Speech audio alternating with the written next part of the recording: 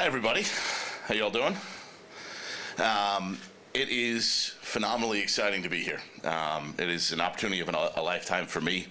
I worked 15 years to get an opportunity to be a CEO and to run both the business and soccer sides of an organization.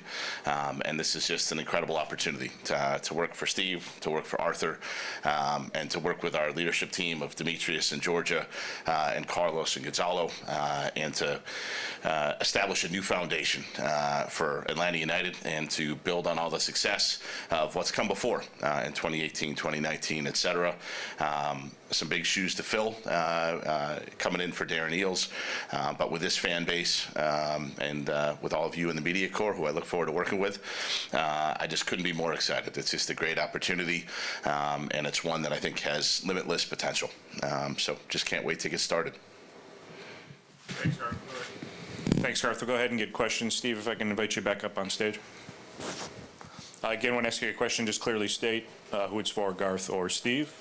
Doug, you want to lead us off? May I ask two questions? Go ahead. Thank you. First for Steve. When you did a Zoom or video chat with us a few months ago, I floated Garth's name as a candidate, and you were either being coy or didn't know who he was. I don't know which one at this point. Did he approach y'all? Did y'all approach him? And what was specific about him that really caught your eye? Garth's name, so I wasn't being coy, but obviously, process needs to be thorough, and when you play it out in the court of public opinion, it doesn't go quite the way you want it to. Garth's name came up immediately from probably half a dozen directions, from Darren Eales, from the league, from multiple other sources. So I serve on the Board of Governors. It's a tight-knit community. It's a very supportive community, and Garth's name was there from the outset, but we wanted to let the process run its course. So he was obviously caught in the net of our search process, and then he went through with everybody else through that process. So even though got his name almost immediately, he went through that process and was the unanimous decision for us. And the club hasn't made the playoffs 2 of the past 3 years. When you're looked at it from an outsider perspective, and now you've had a few days as insider perspective, what is the immediate thing that you think needs to be improved so that this club will consistently make the playoffs and fulfill one of the 3 things they expect? Look, I think there's a ton of positives here. When you look at the talent within the group, you look at the talent on and off the field in terms of the personnel. There's so many things to be excited for. I mean, the fan base, the enthusiasm for the team, the support that they've had historically. I just think there's just not a lot of downside here. So my job is to come in and to be thorough and to go slow to move fast, which is to say, come in, do an analysis, really try to do a deep dive, try to understand both the business and the soccer aspects of the organization. And then once we're prepared and once we have all the information we need, then to go forward and make decisions. For those of you guys who have studied my career a little bit, you probably know already, I tend to be methodical. I will undoubtedly frustrate you sometimes by saying, well, why isn't he doing anything? Does he actually know what he's doing? But and who knows the answer to that? I'll leave that up to you guys to decide. But I'll take my time. We're going to do a really thorough process, and I think that's the foundation that we're trying to get here. We're trying to get to sustainable success. The Atlanta United rocketed out of the gate. They had a kind of inevitable decline in some respects from just because of how phenomenal that start was. I don't know anybody that could have kept up at that rate. And we're going to try to make this sustainable. And that requires a foundation, and that requires a methodical kind of block by block approach to building this thing up. And that's how I'm going to approach it. When I'm done. Okay. Hey, the question's for Garth. Hi, I'm Joe Patrick from 92.9 The Game and Dirty South Soccer. It's nice to meet you. I'm wondering if you could just kind of lay out what you see as your duties in this role as president, and specifically on the soccer side, how the decision-making will work between you and Carlos in the front office. Sure. Well, first of all, nice to meet you. Thanks, and thank you, Mr. Roberson, for the question. And I look forward to spending all time with you guys individually as well. part of the whole soccer ecosystem is the relationship with the fans and the media, and you guys are phenomenal. I've been admirers from afar. So looking forward to that. In terms of our soccer process, again, I'm the CEO and the president, or the president and CEO. I can't get the title. It's a mouthful. But look, that means the buck stops with me. So if something gets screwed up, you can come to me and say, why'd you screw it up? And I have no doubt I'll do that a couple of times. And what I feel like I owe you guys is transparency, and I'll do my best. I'm a lawyer, so that means I talk too much, but I'll try to tell you the why. Try to say, hey, here's what we're going to do, and here's why we're going to do it. And as I said, we won't get everything right, but hopefully over time we get more right than wrong. And in terms of the details of the day-to-day of who's going to do what and this, I mean, I think that's to be worked out. But to be clear, I'm not coming here to be the GM. I'm coming here to be the CEO. I'm coming here to run the organization and to understand and lead the process of the entire group. To work with Georgia, Demetrius, Carlos, Gonzalo, that was very intentional. That is a leadership team across the entire organization. And for me, I believe that's where I can have the greatest influence. And look, within that role, then I'm supposed to make everybody better. That's my MO as a manager, as a leader. I'm going to come in and I'm going to try to positively influence and help everybody who works with me and for me. And I'm going to try to use the resources of AMBSC and apply those and try to learn from them myself and try to make the whole operation better. And again, that's for me the next step in my career. And again, I think that's what will create this sustainable foundation of success going forward. Hi, Garth. My name is Sam Jones. I'm with The Striker. It's nice to meet you. I know it's early in the process, but have you identified any immediate areas of need within the Atlanta United roster and within how that roster is constructed, whether that's scouting, analytics, or anything else that needs to be addressed? So, well, nice to meet you, Sam. Thanks for the question. Again, I'm on my second day. So what I promised all the guys, again, Georgia and Demetrius, who are here, along with Carlos Gonzalo, is I don't know what I'm talking about. And what I mean by that is I can watch from afar and I can study video and stuff, but I haven't met the players. I haven't talked to any agents. I've literally not even sat down with Carlos yet. So I got to go through the process, and I got to understand what's here. And look, again, one of my abilities, one of my skills, I think, is taking the talents within an organization and then figuring out what the right structure is, what the right process is, and aligning everybody and trying to get everybody kind of firing at their maximum potential. So I think it would be foolish of me to offer an opinion as to, oh, I know, I've been across the country for the last 8 years, but I know your team better than you do, who's been here every day for 7 years. So no, look, that's not to say that I'm not going to come in and maybe disagree with something that's been done or said, or hey, but like, in the case of Gonzalo, obviously we know each other really well, and we worked together for a couple of years in Seattle already. So again, I feel really comfortable. Demetrius and I worked together extensively on the CSO committee when he was with the league. So I think that's some really, really good starting points in terms of building those relationships. But certainly I'm going to come in and I'm going to get their opinions and again, try to identify what their strengths are and build around those. I'm going to work with rough numbers here, but I think Seattle's highest transfer was around 10 million, 12 million, something for Dempsey, I believe it was. Those before my time, but that's probably right. I can't confirm just because I wasn't there. But right. But Atlanta United has spent over that many, many times. I'm curious if you've been tasked or asked with maybe being a little more financially conservative than previous regime in terms of acquiring players to try to impact the team. Believe it or not, when they were recruiting me, they didn't say, "Hey, we're going to limit all the things that you can do." It was to the contrary. This is the it's a great organization. It's a league-leading organization within MLS. It's a league-leading organization within the NFL. So look, I'm just really excited about all the expertise that's here, all the resources that are here, and in no way, shape, or form has anybody told me anything to the extent of come in and limit anything.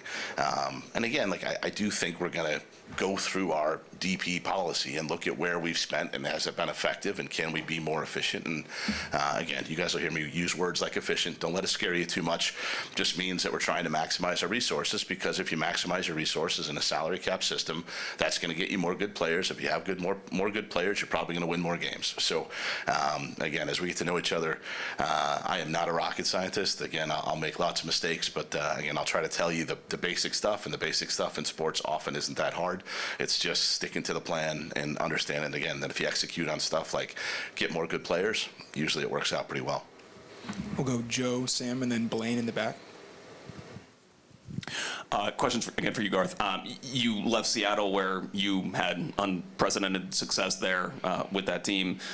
So this is kind of a two-parter, but why leave Seattle to come to Atlanta? And I guess what is it that you feel like you can bring to this organization that is going to help? Sure.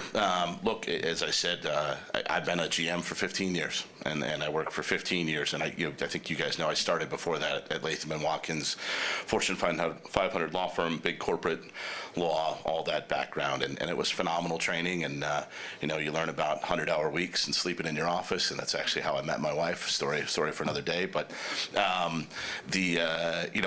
so it's a different job. It's a totally different scope. In Seattle, you have an incredibly accomplished owner in Adrian Hanauer, who was himself the general manager before I came in and took over, and they're highly capable, and they it's not, the CEO role is not one that they have, and it's not one they're going to have. And to Adrian's credit, he was always open with me about that. Like, if you want to move forward in your career, that opportunity very likely won't be here.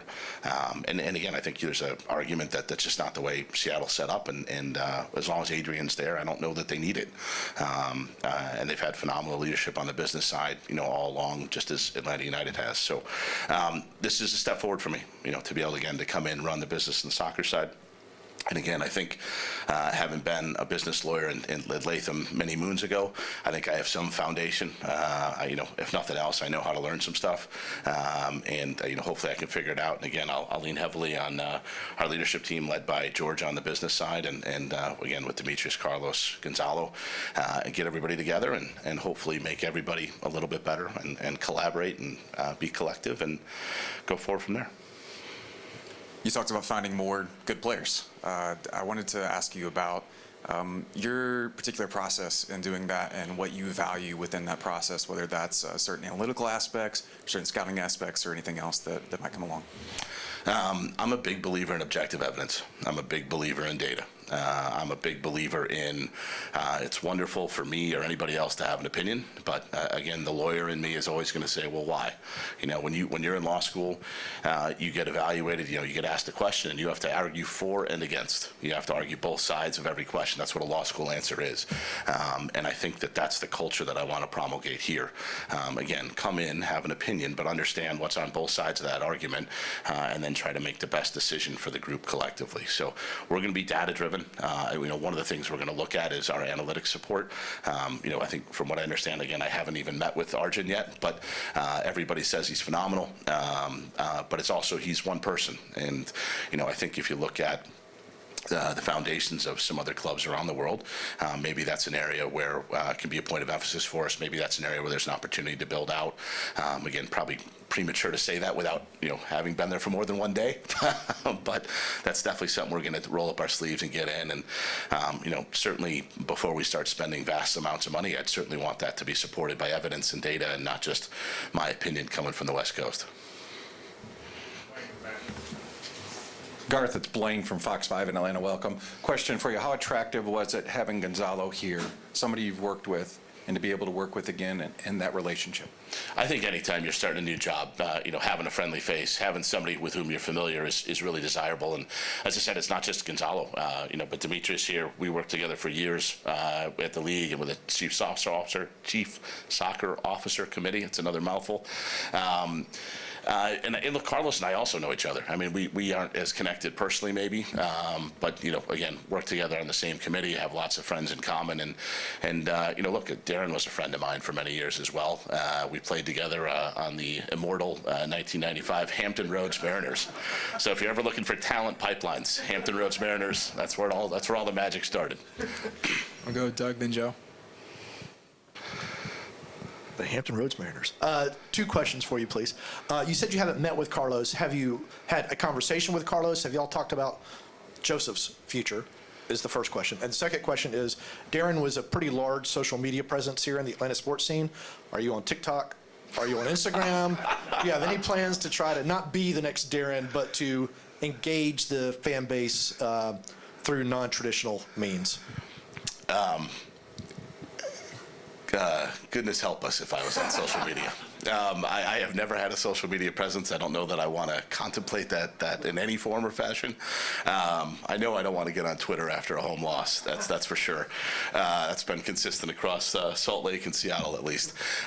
Look, I don't have a plan to become a new person or to develop a new personality or to be all over social media or anything like that. Again, I owe you guys, I think, accessibility and transparency, and I'm certainly going to try to do that.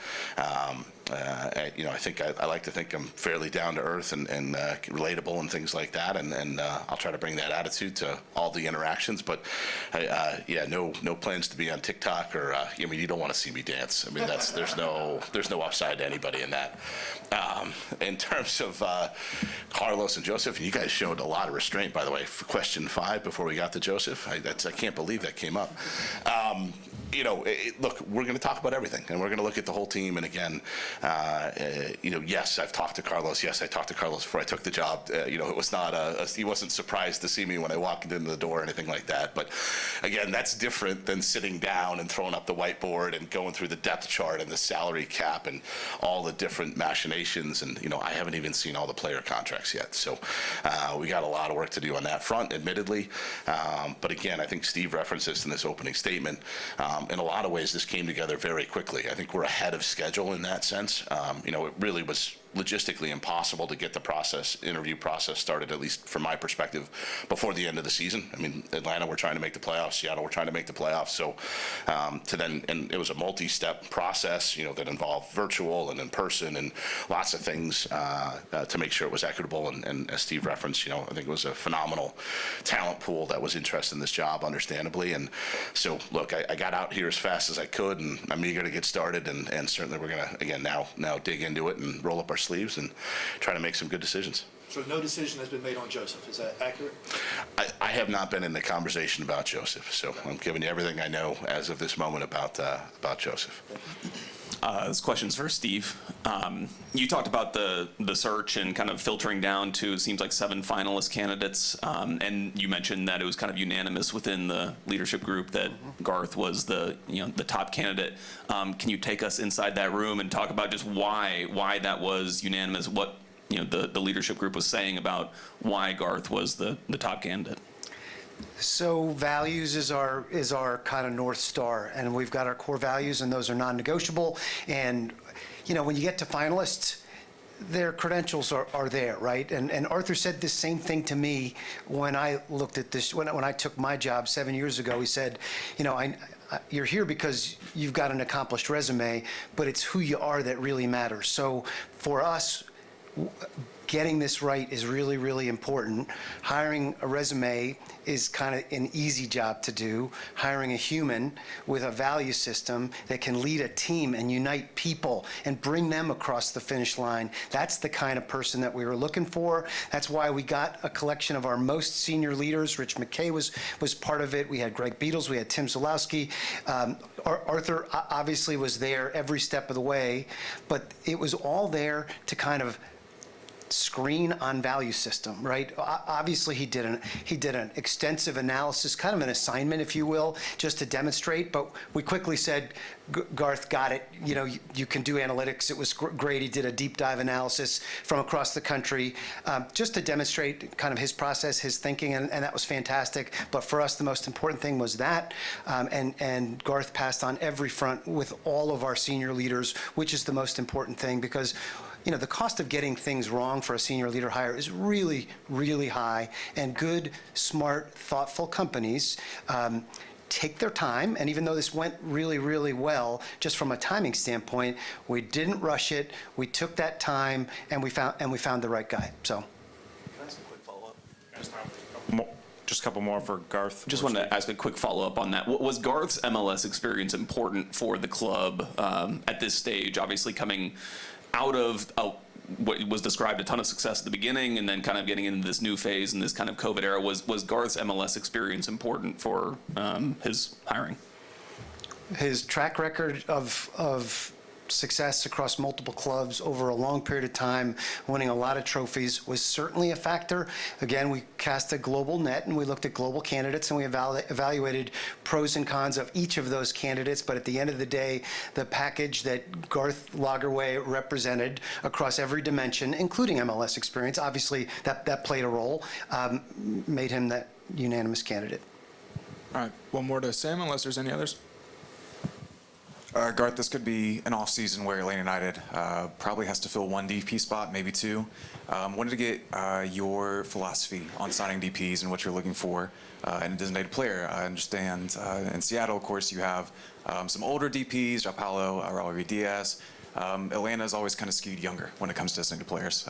Would that change with you in charge? Look, that's a really thoughtful question, and I think the answer to that is nuanced. Because Atlanta signed a couple of good ones. Almiron wasn't bad, and Pity Martinez went for almost $20 million in terms of the sale, and both of them won trophies. And you have Almada now, who's on the Argentine national team. First time that's ever happened in MLS history. So, again, I think you got to be careful here with painting with a broad brush. They got to be young. They got to be old. I think you got to get a good player.